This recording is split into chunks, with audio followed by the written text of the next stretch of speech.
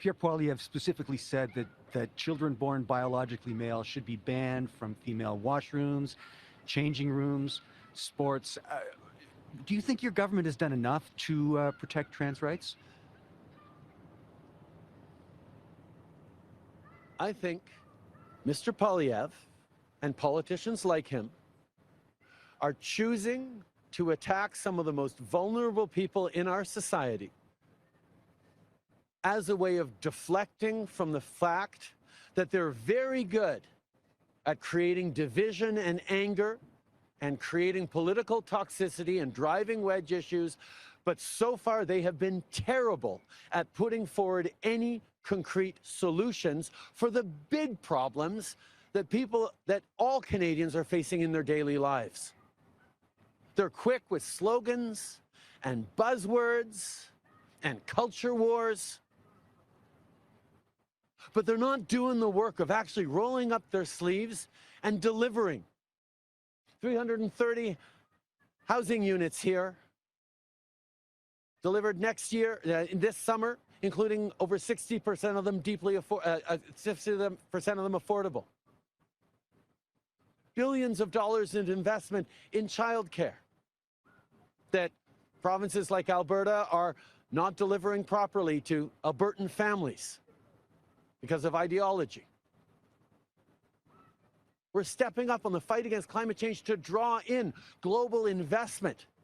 Here in Alberta, for years, I've been pointing out that Alberta is the #1 place in the country for green investments, for investments into renewables, for innovation in the future of how we're going to power our country and our world in a net zero economy.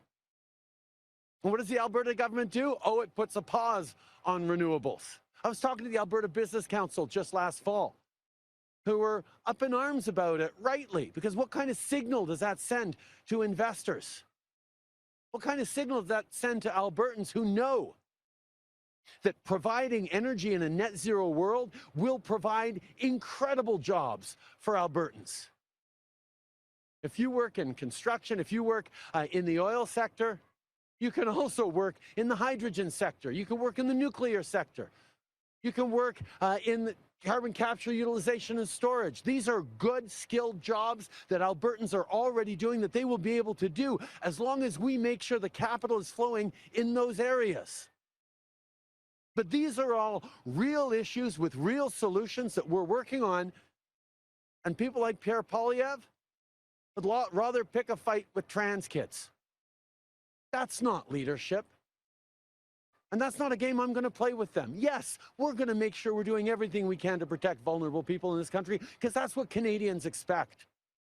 But I'm not going to get dragged into culture wars about this, when the fact is Canadians expect their governments to roll up their sleeves and deliver for them, and that's what we're doing.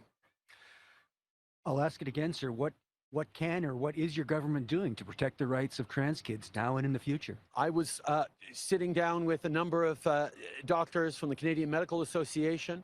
I think one of the things we should all do in difficult issues is rely on experts, rely on science, on researchers, on people who actually work with vulnerable kids, people who sit down with families to talk through extremely difficult decisions, and rely on them to depoliticize issues and look at what is in the best interest of Canadians, of communities, of individuals.